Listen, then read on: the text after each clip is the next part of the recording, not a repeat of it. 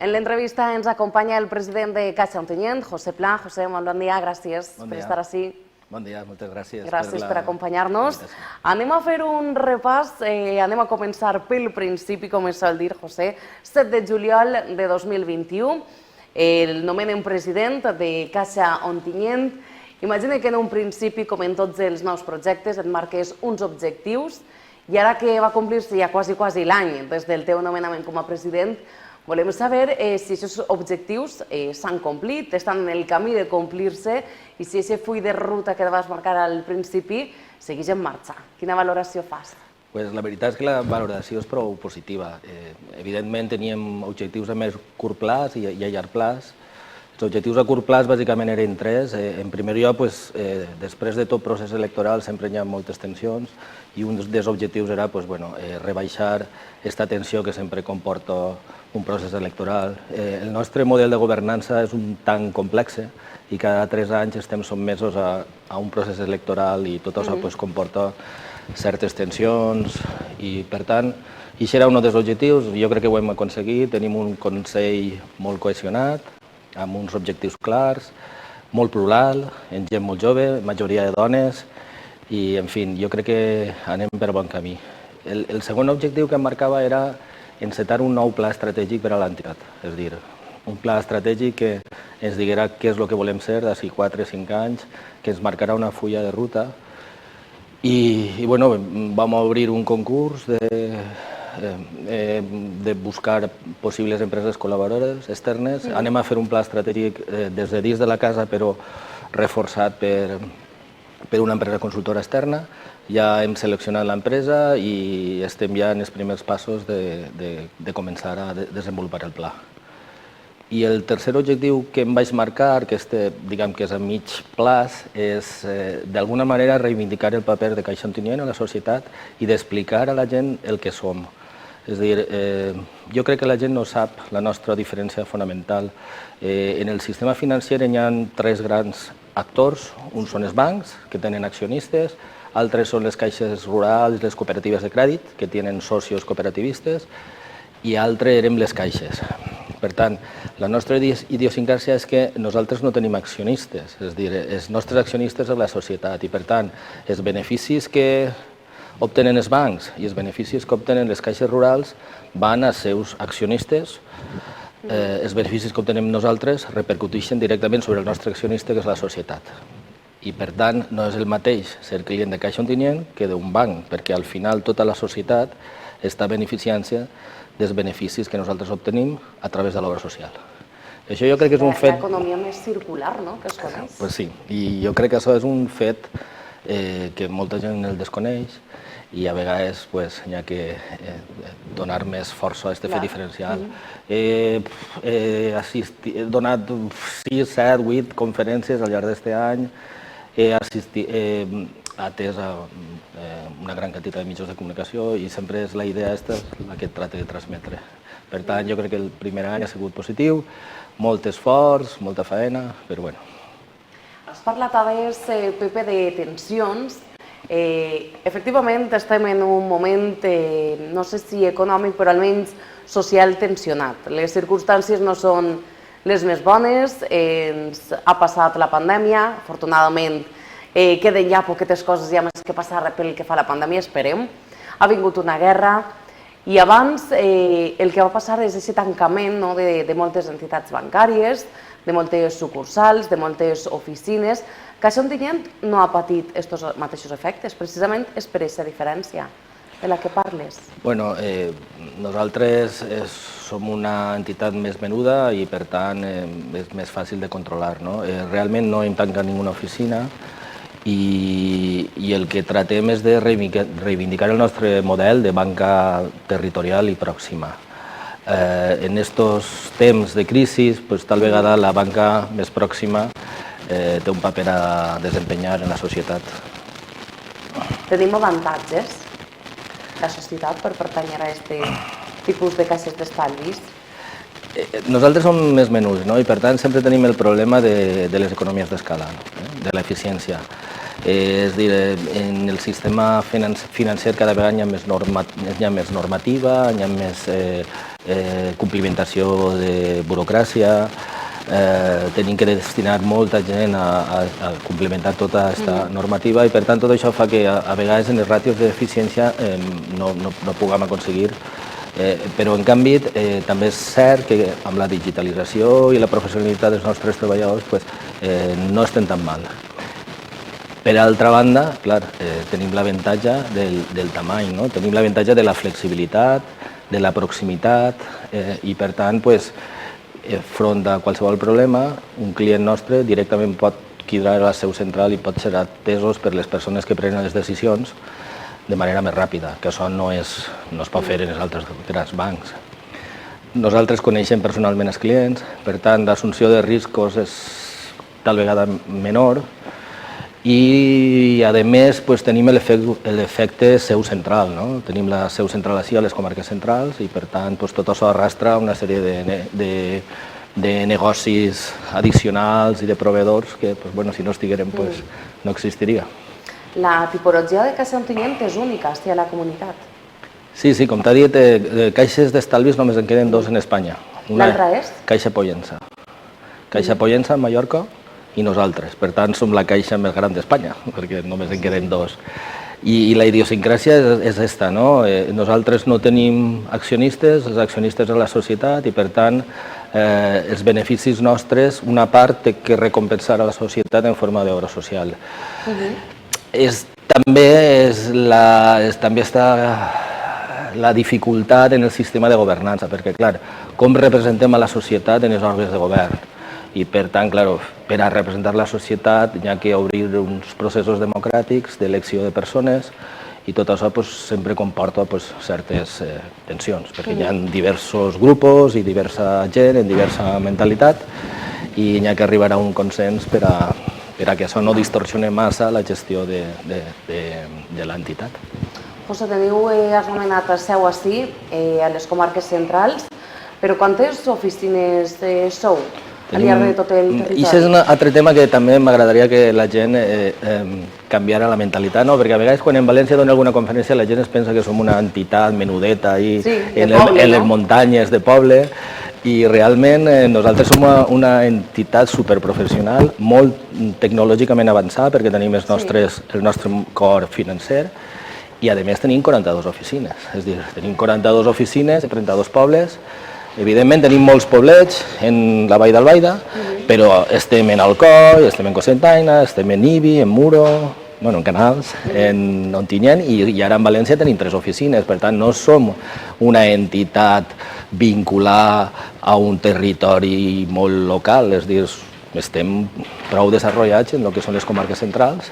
El nostre balanç, que per a un banc no és molt gran, però tenim 1.400 milions d'actius, tenim 120 milions de capital, és a dir, la nostra empresa val 120 milions i 182 treballadors, la majoria d'ells llicenciats, és a dir, som una entitat molt professionalitzada i aquest any hem tingut els beneficis més elevats de la història, també per circumstàncies, però abans d'impostos crec que eren 16 milions i després d'impostos hem obtès 10 milions, que no està mal per a ser una entitat menuda, local i pròxima. Quines són aquestes circumstàncies perquè es crida més, que en anys com el que hem passat, en el que tal vegada l'economia no s'ha manejat de la mateixa forma que ho hem fet en anys anteriors per la crisi econòmica derivada de la pandèmia, Caixa Ontinyent quasi que ni se n'ha ressentit, podríem dir-ne.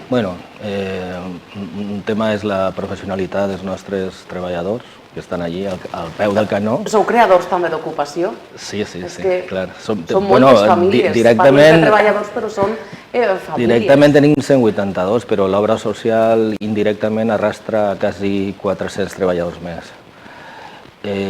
Un tema és la professionalitat i altre tema també, en circumstàncies adverses, les entitats prudents es va millor. I nosaltres, quan tot va molt bé, nosaltres guanyem menys diners, però quan tot va mal, nosaltres aconseguim obtenir bons resultats. Us sabeu resistir, no? Sí, som una entitat molt resilient, és a dir, hem estat, dona compte que tenim 50 anys, hem passat per guerres, crisis, canvis tecnològics, revolucions culturals i estem ahí. Hem estat a vegades forçats per entrar en fusions, però bueno, jo sempre dic que mentre altres circumstàncies externes no obliguen, nosaltres mantindrem el nostre model d'independència perquè crec que és positiu per a la nostra zona d'actuació, per a la societat i per als treballadors.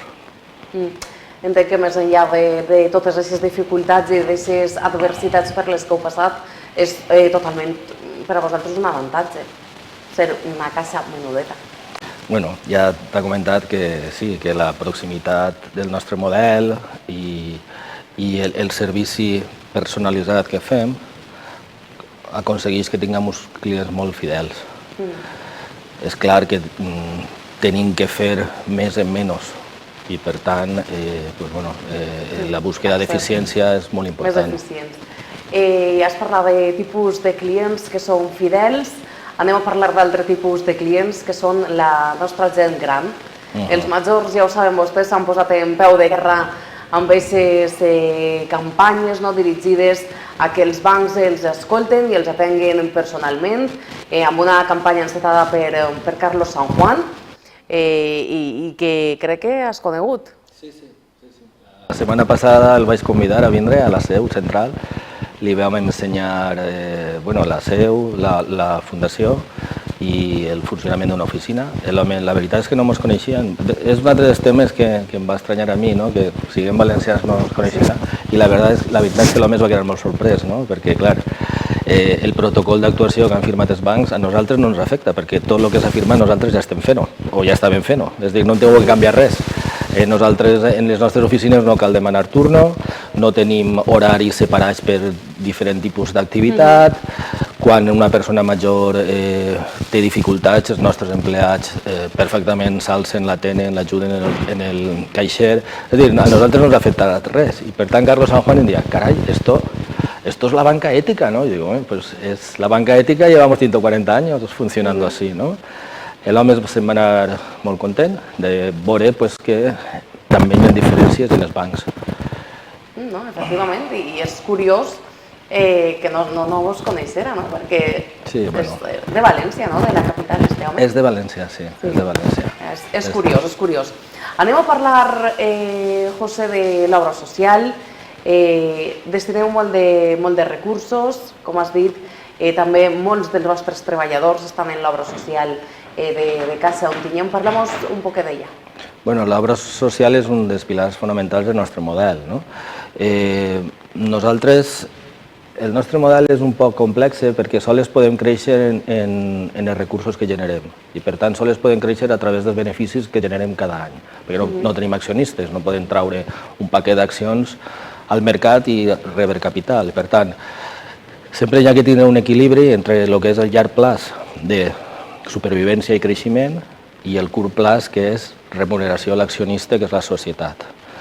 Quan les coses estan més fàcils, l'obra social rep més diners, és a dir, el nostre accionista rep més diners. Quan les coses estan més complexes, preferim aguardar capital per poder créixer. En aquest sentit, de vegades el percentatge de repartiment de beneficis és un 30%. Enguany hem destinat 1,2 milions a obra social. O sigui, el nostre pressupost per a l'any que ve és de 1,2 milions i abarca una gran quantitat de diverses actuacions. Quines són aquestes actuacions concretes? Hi ha un programa de col·laboració en col·lectius, associacions, etc., que ahí col·laborem.